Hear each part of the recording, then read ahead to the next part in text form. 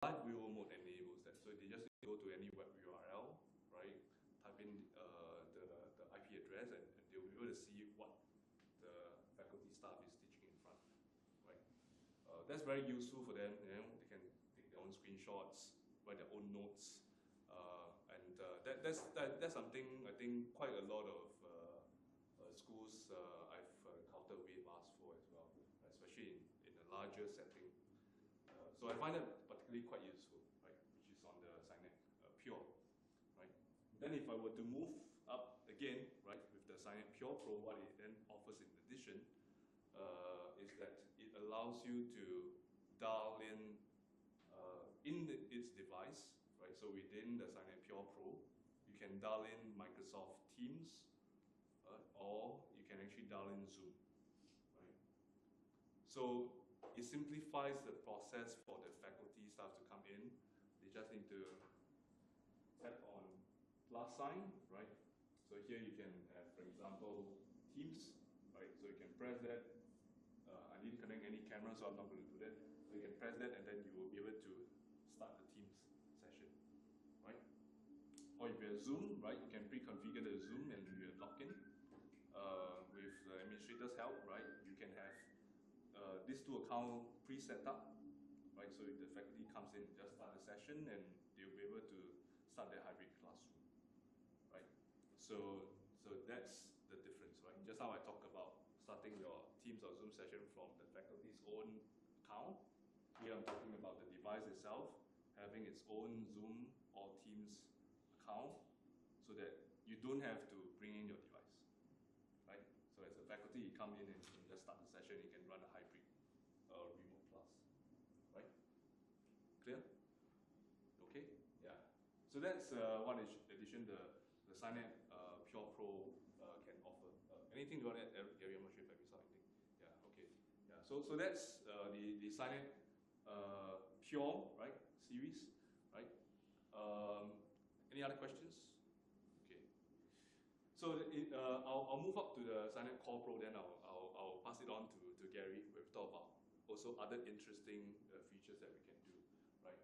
The SciNet Pure Pro allows you to do even more, right? Especially useful where you want the sessions to be recorded, for instance, right? Because that's where you can have recording features from our Core Pro, right?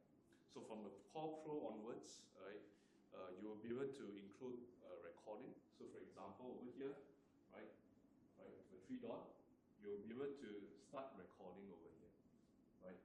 So how much you can record is about a day worth of content, right? So when you start recording, right, it gets recorded locally onto SciNet, right? And just before you leave the class, you can actually save that into your shared drive, like I mentioned earlier. Or if your schools are using Panopto, have you heard of Panopto? If you're using Panopto, you can actually save it directly to the Panopto cloud itself. So we have a direct integration with Panopto to do that, right? So that's the two options. Otherwise, if you are conducting a session that you want to actually put it on YouTube Live or Facebook Live, we have webcasting as well, right? That you can do webcasting at the same time when you're doing recording, right? So those options are available, right? Sorry, when you record, what is a camera which follows the lecturer? Yes. So the key thing when you're doing recording is you need to ensure that the window of the camera stays open. Yeah. So what I mean is that, for example, if you are opening up a Teams call, right? Yeah. So normally you would have that Teams session with the camera head or with the content itself, right? But once you end the Teams call with it, which then ends the camera, you would then not be able to record because it's not shown on the screen, right? So what I mean is that the recording functions records whatever that you see on the screen. So if you don't see it, it means it's not recording it. Right, clear? So the recording will also include the voice? You will also include the voice, right? So using the device, or you need to have another microphone somewhere? Yeah, you need to connect it to the microphone and the camera. Yeah, so that you can then record on the camera and also hear what has been discussed in the room. Yeah. So that's the part that Kirk will come in and then they will advise you how the room can be set up, ensure that everybody's voice or sometimes just the faculty's voice has to be heard. So you prioritize. Any other questions? Cool. Okay. Yeah. So maybe I'll let Gary carry on the rest of the discussions on our Okay. side. So first of all, thanks for coming, and hope that so far what we have introduced to you will be able to understand better in a way. Because what we have covered just now was about the features of our SANEP family of products. Right? So as you know, the features that we actually have in one of the boxes out can be wireless sharing. That means whatever devices you have, whether it's a Windows laptop, whether it's a MacBook, whether it's an iPad, iPhone, any of these devices can be wirelessly shared to the screen to show your content for presentation. That's our key features, right? Secondly is about whiteboarding. You can actually write using a whiteboard, to illustrate what you're teaching. Thirdly is about having the capability to present on Microsoft 365 platform, meaning that you can open up your Word, your Excel, your PowerPoint to present, even without your device brought in. Right? So there are flexibilities for you to come into the room, where first of all, naturally you use a device to present. In that case, you will wirelessly share to the screen, without any cables or any dongles required. Secondly is that you don't even need to bring in your laptop. You will have a USB. If your PowerPoint are inside your USB, you can just plug in and just open up as a read-only file. Okay. So for example, I have my laptop connected here right now. So I can have a first choice of using my laptop to present. Alternatively is that I can just touch the screen here. I can use my file explorer to call up my presentation files from my USB, and this can be a document or can be a PDF. So as you can see now, this is a second document that I can open up to present besides my laptop. Thirdly, you don't even need to bring in anything, because at times you may have some ad hoc basis that you want to present. So basically you can call up the file explorer again. As you can see here, we support any of these cloud drives. So if your file is inside a cloud drives, under your personal account, you just have to open up and log in with your credential, get access to your OneDrive or Google Drive or Dropbox to present. So as a presenter, we add flexibility to your usage. Right? Other than that, we have covered about using a whiteboard. You can also use external source that you need to supplement your training. So for example, I have visualizers outside this room. I can call in this content, even this is not inside the room, through an IP stream. So this content is actually coming up from my device outside this room through an IP stream. So it can be maybe your security cameras, it can be your IP cameras that you want to present on. You can always call in as a IP streams. All right, and depending on the model, we have models that can allow you to connect with HDMI source as well. So there are flexibilities through using this SANEP here that you can actually call up different contents for your presentation use. All right. So this is what we have covered as the features of the SANEP. So obviously, we also covered about calls. Actually, nowadays, we have to have a system that can support hybrid teaching. So we can do calls like Zoom, Teams, or any WebRTC platforms. You can call up your 5 participants to join in your meetings. So these are all our standard features from our SANEP models. All right. And what we have set up here is that we have set up 3 different stations, such that nowadays, when we talk about a typical classrooms, we talk about team-based learning, right? So we do have illustrations of how we can set up this room in such manner. Right? I've been to NTU before, and the School of Medicine in NTU, they have this practice of using team-based learning. So the students are sitting in pods. Each pod, you can provide them with a screen, or possibly with a sign itself. And nowadays, these pods are movable. So the tables and chairs can be reconfigured depending on the audience size, depending on the room size. Right? With that system, it's again very flexible and it's expandable to more and more stations if we need to have, or can be reduced to a certain number of stations if the audience are not that big enough. Right. So later on, we shall show you how this can be operated. It's the form of what we call as a flipped classroom system here. Before that, we now transit from a single screen station to a dual screen setup here. All right. So a dual screen setup is maybe for like a lecture hall where we have more students joining in the class, but you need dual display to show more content during your presentation. So we have this model called the SINET Pro. It's our centerpiece model where we have now installed into the rack here. All right. So this model will support a dual screen setup. And I believe it's quite common in NUS that you have this dual screen setup. So what we have here is that from the same unit, we will be able to have a third output that connects to your touch monitor here. And this is meant to be for the moderator to use. Right. The audience will just be seeing these two. Okay? So technically is that this will be facing me. And you guys will not know anything until I share content on the screen. Correct? But I'm going to show it to you how we have this user interface for the moderators to be using the systems and how to operate them.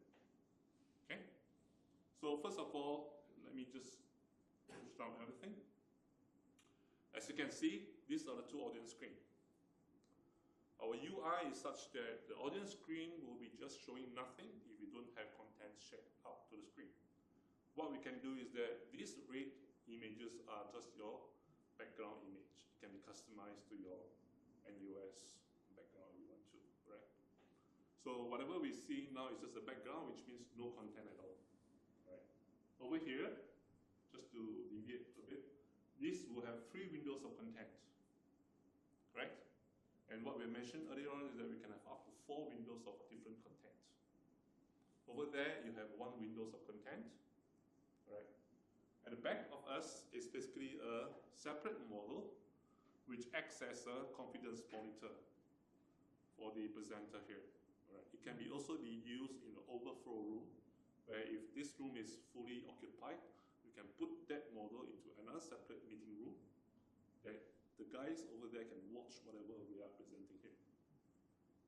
So that acts as a confidence monitor to myself.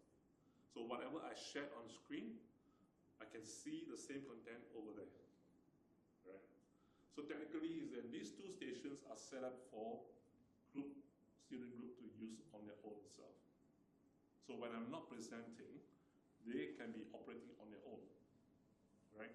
And what you see here is just 2 stations. Right? Technically, by recommendation, we can support up to 40 stations, 40. So it can be a big classrooms, or it can be a divisible room as well. Right?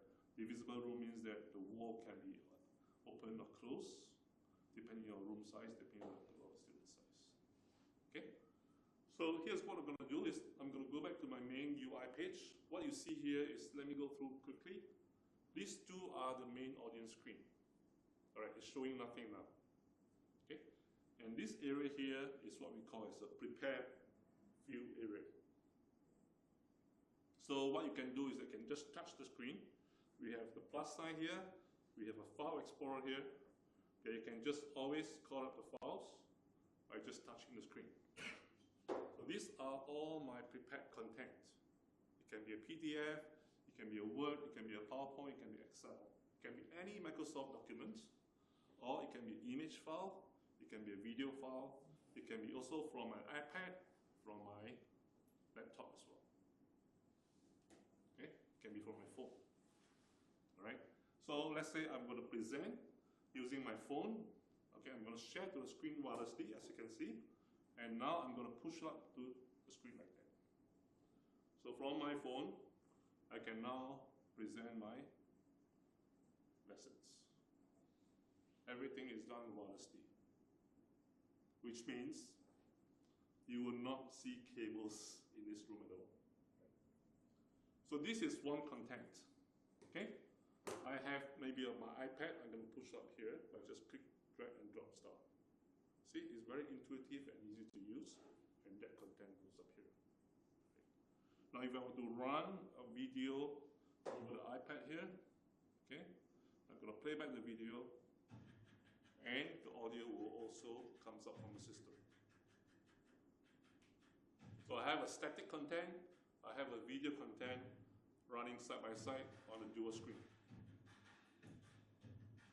Okay, as you can see now, right at the back is where I'm sharing that content to my confidence monitor.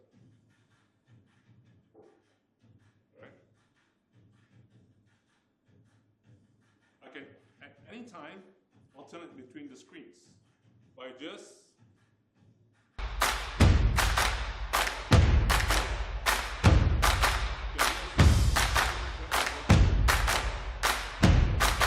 as well, left and right, left and left.